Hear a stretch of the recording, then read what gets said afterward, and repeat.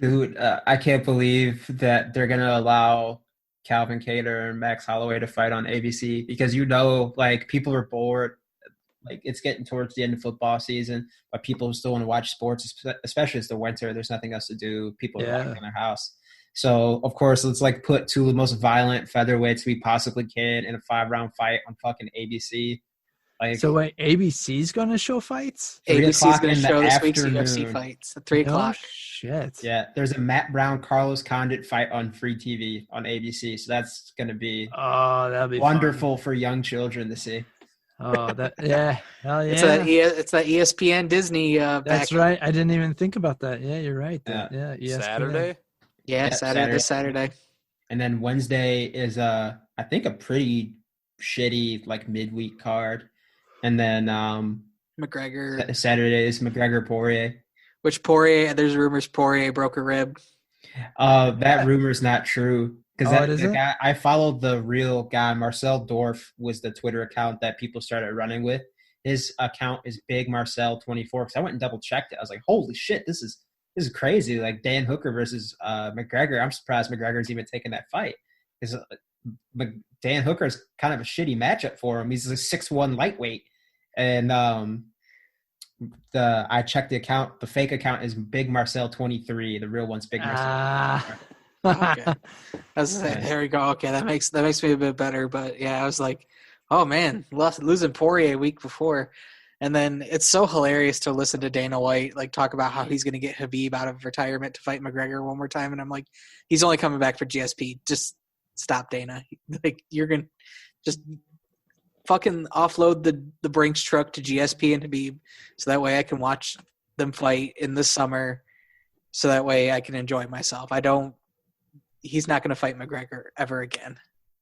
No, I mean, he beat his ass the first time. I don't really know why else they would do that. Yeah, man. I know that basically they've got themselves in a situation where they want to get the Khabib McGregor rematch because that was such a big fight for them, one of their biggest fights ever.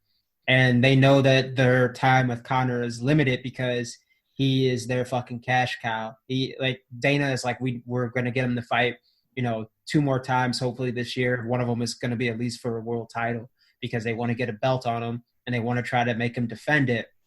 And they know that they're going to need to have Conor fight more than once a year now because they've raised the fucking prices of the pay-per-views. And then they've hidden this increased price point behind a paywall. So they got to get their money somehow. And people are probably going to want to pay money to see Conor McGregor because it's a big deal. People will probably be more willing to say, you know what, fuck it. I'll get ESPN Plus just to make sure I have it because I don't want my stream to get taken down. I don't want any issues. I'd rather just pay for it so I can see this Conor fight. This is a big deal, right? So they need this guy to fight because he's done all of their biggest live gates and they need to get him to Fight Island.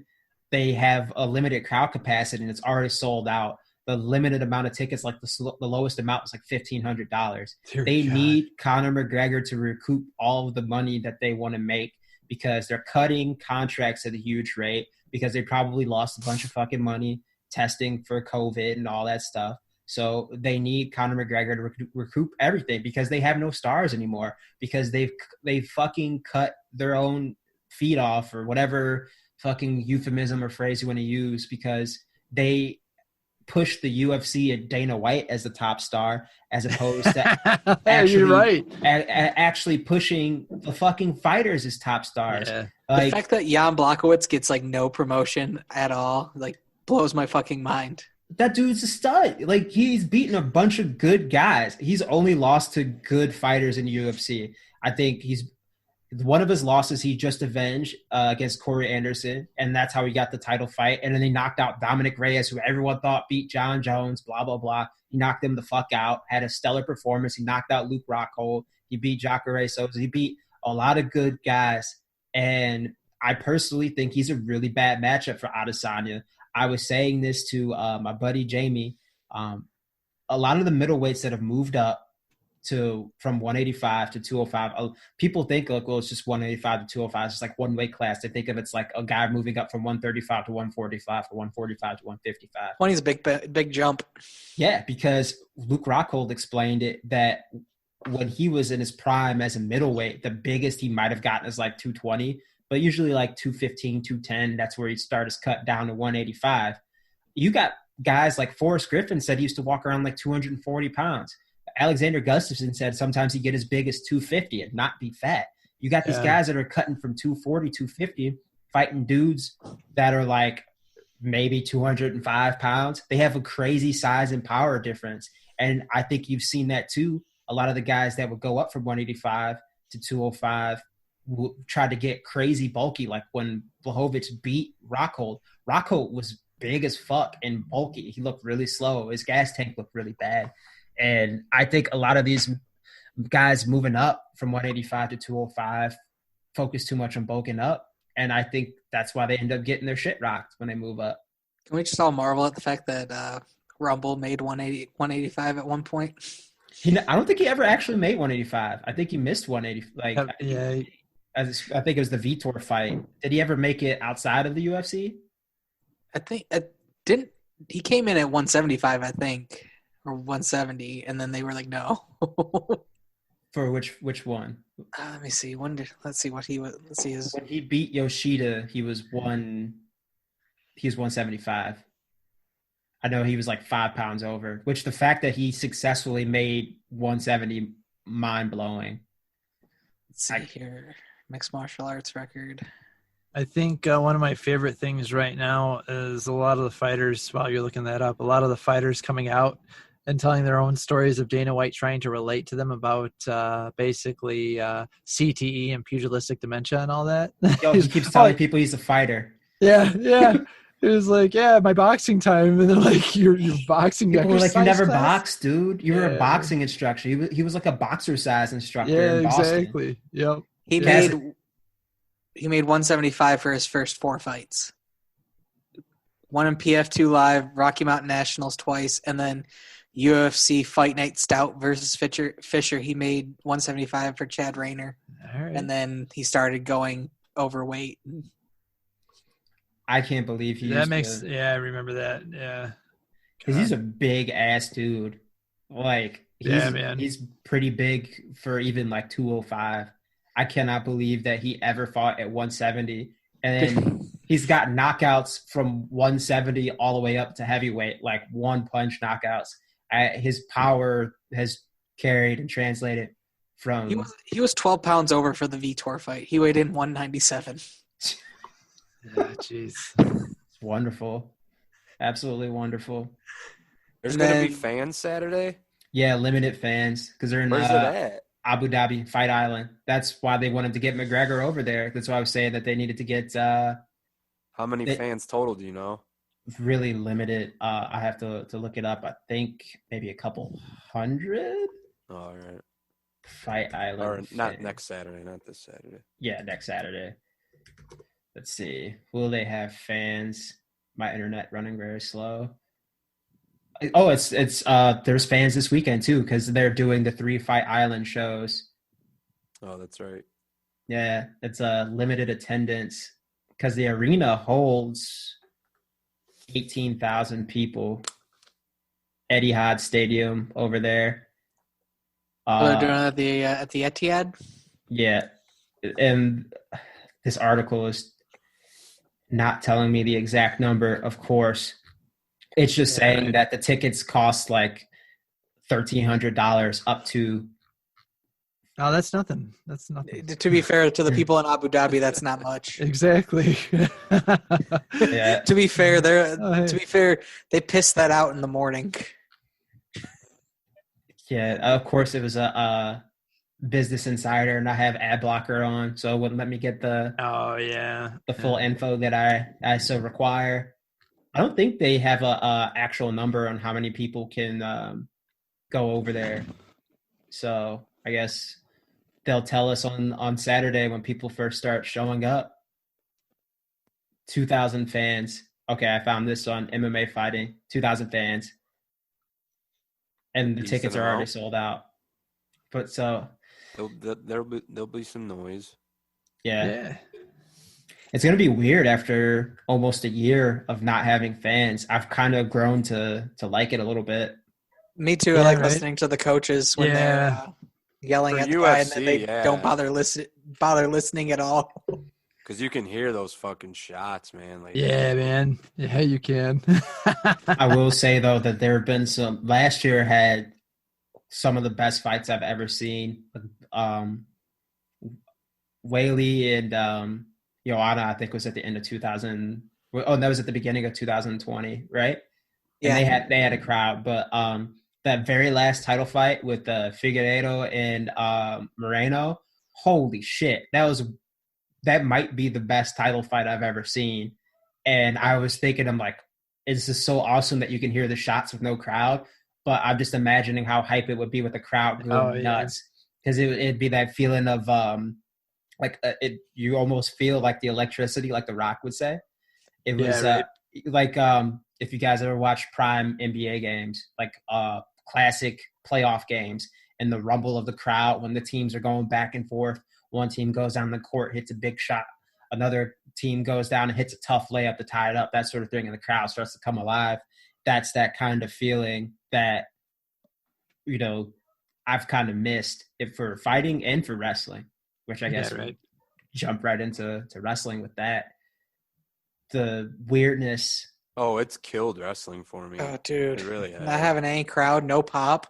Jesus. I find myself trying to get into it, forcing myself to get into it.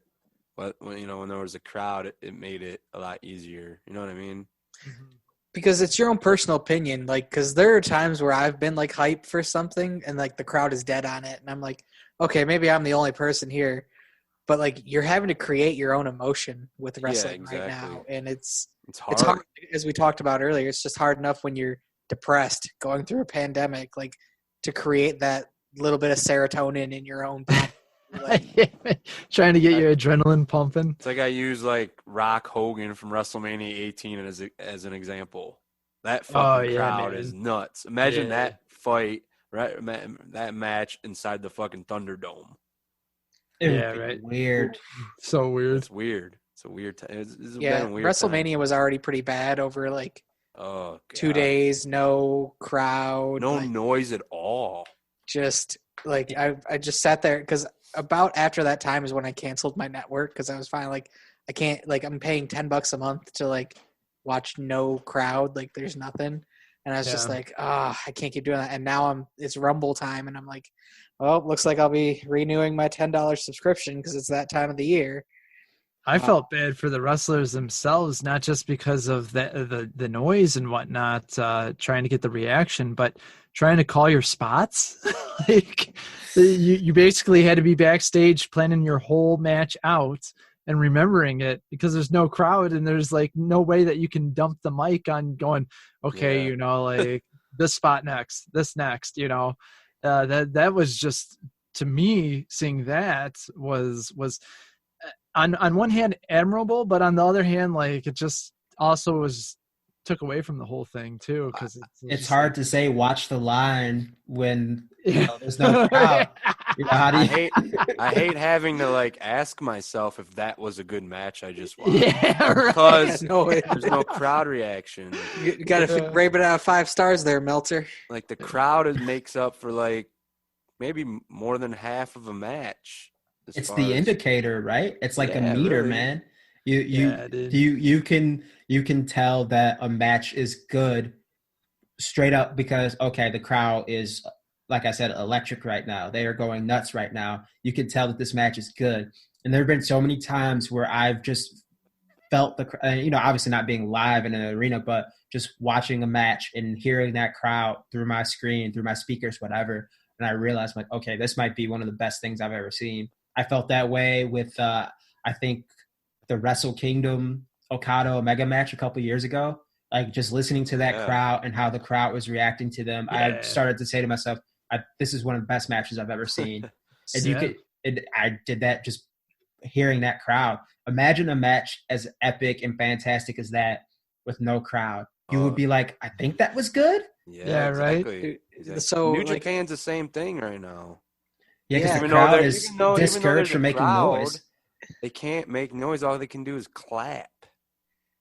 Yeah. And like, I'm kind of wondering about this Rumble this year, because normally, there's surprise returns, there's things that make the Rumble interesting that, because you don't know who's going to come back or what's going on. Will they want to do that with no crowd? Like, imagine Edge's moment last year when Edge came back and was like, with no crowd. Like, well, that was kind of with AEW in the beginning when both Luke Harper, Brody Lee debut and Matt Hardy like coming out, and you just missed the pop that would have came with it, but they did what they could with it. But there are those moments where that the crowd would just be white hot at that moment.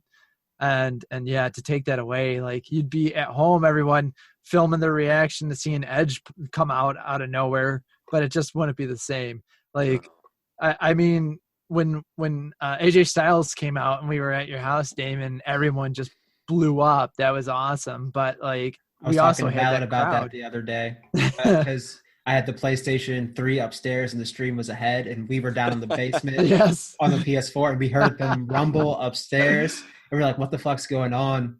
And then he came out, and it was just like this delayed reaction. Yeah. And it's one of those things, like, I'll forget, or not forget, but I won't forget that, as long as I live, like, just the feeling of that moment, being able to enjoy that with other people. And those moments have been, I feel, few and far between, especially with this era of people working from home and people's schedules being weird. But people, I feel like, aren't necessarily watching matches when they normally would. I feel like I've found myself watching a lot of wrestling just kind of like in between when I'm doing other stuff. So it's really rare for me now to watch like Monday Night Raw live. It's rare for me, very rare to ever watch SmackDown. I think the only things that I ever really get a chance to catch live, I will stream on my computer at the same time, AEW and NXT, and I'll just mute both of them or if there's maybe a match or a segment that seems kind of interesting, I'll turn the volume up for one and leave the other muted and kind of go back and forth that way. But I miss that feeling of being able to enjoy things in real time with people around me. And now, like I said, like, we watched WrestleMania, I think like the first 2 nights on Zoom back in April or March, whenever it was. And it was fun. We had good fun. I think on our YouTube channel is the our reaction to the Boneyard match, but it was still weird, man. It's just none of us were together in the same room, and it kind of took the wind out of the sails. It was kind of deflating afterwards. Yeah. So I've been going on the site we used to normally run the TOF tube and just walking into like random chat areas with random matches going on from any era that has been recorded. And it's nice to have like the chat feature, like everybody kind of freaking out on the chat feature. And I'm trying to like imagine them like saying it and the noise, things like that going on. But it's still like, I'm just watching words go down a screen. Like, oh yeah. Like, I ran into a Rick Rude marathon one night, and it's just like random Rick Rude like house show matches that somebody had posted like their family home video so from funny. like the late 80s on, and I was just like, holy shit, man, these guys are like, and I have never watched a ton of Rick Rude matches, because it's just been not, when I got into wrestling in the early 90s, he was around, but he wasn't as big. So it's like watching some of his old matches and stuff was like entertaining as all hell. Mm-hmm. Yeah. Like, I will say, with the pandemic going on and everything being at home, like, it has given me some time to go back and catch up on stuff that I have never seen, which I know for some people that know me, that's fucking shocking that there's matches that I've never seen before. What 2 matches haven't you seen? But I've been going back and catching up on a lot of matches that I've, never seen, catching up on a lot of old ROH, because when I was really into ROH, you had to get the DVDs, and I didn't always have money for DVDs. So, I've been able to go back and watch stuff from like 2004. Like, I remember like watching the big shows and getting the DVDs for like big shows, especially like during like that Generation Next era, like the Samoa Joe kind of era, the end of the CM Punk era, and getting those big shows. But then there was like those random shows in between that I remember kind of hearing about and reading the results about.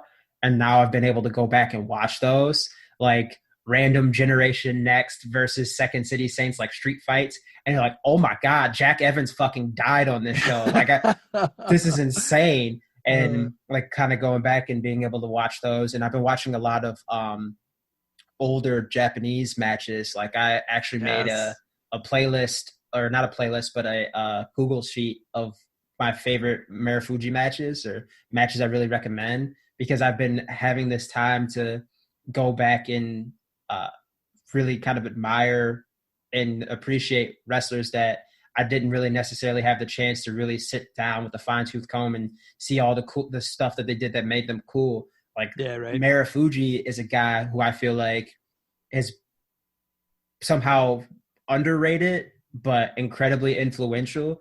And I feel like him and Alex Shelley are guys that are kind of both in that category. And I feel like I didn't really have the chance to kind of appreciate that in the before times, as Jake New calls it. So like going back and watching that now, the BC. The BC. That's right. So I don't know. Is there anything that you guys have been watching over the last what feels like 7 years of this pandemic and lockdown? Is there anything that you've been watching that has really stood out to you? Anything that you would recommend? Anything that you've kind of picked up on or noticed, and things that you've been watching? Well, I think for me anyway, just even before COVID, really, I was falling out of it again, and it was actually you and Kaz like on Twitter being like finding some of these hidden gems, stuff that maybe had been forgotten, or stuff that is just comes back up, and you guys tweeting it. And that's the stuff I've really been loving watching, actually. Like, you guys are like, this one's a banger, and then we'll put it on. There was that one for, what was it, for Noah, not that long ago. And please forgive me, because I'm trying to remember names, and I'm terrible at names, but the two dudes are just standing in the ring 30 minutes just staring at each other. And I know some people will be like, what the fuck? But like, I absolutely loved just that moment. I was like, okay, when's it going to happen? Oh, it's going to happen. Oh, it's not going to happen. Oh, it's going to happen. I'm like, holy shit. Shiozaki and Fujita. Yes, that Fujita, was a match that people, a lot of people really praised that 30-minute stare down, because one of the things that I've really appreciated from the wrestlers in this this era of trying to make things work as best they can with no crowd is playing into the fact that there's no crowd and experimenting with things that they wouldn't normally be able to do. Yeah, like man. A 30-minute stare down would not work if there's a crowd, but with the intimacy of not having a crowd and almost giving it like kind of like this underground fight kind of vibe. Yeah, I think that some of the wrestlers have been able to pull off some things that are a little bit different. I think that Roman Reigns has been doing not only some of the best work of his career, but some of the best work in pro wrestling. And I think that's because he doesn't have a crowd to get over some of the moments where he would say stuff to is it Jimmy that he was feuding with, and that was his sidekick, or is that Jay? He was feuding with Jay. He wouldn't have been able to do that with a crowd there. I mean, we all know how crowds operate, especially for WWE. They hijack things. They'll give reactions that weren't necessarily intended for them to have. And I don't know if his heel turn would work as well as it has with there not being a crowd. I think that's a good point. Yeah, that you bring up is really has during this time period, a lot of wrestling has been able to get away with stuff that normally they wouldn't be able to. And I think that's a very valid point with Roman Reigns, and that they've gotten to express a great story that likely probably wouldn't be as sung in high praise if the fans were there. I know for me, just personally, I did enjoy the thoughts of how AEW was just like, well, hey, let's just have some of the guys that aren't wrestling at the moment sit in the crowd and kind of give us a little bit of that reaction. For me, that kind of gave me a little bit more of an interest in watching too. But it also reminded me of an indie show, because you don't have that many people in a crowd to begin with. That's exactly it. For me, I found that I've been liking more and more indie shows. By the time, it's almost been a year since Toph has done anything. I think February 14th was the last thing that was posted.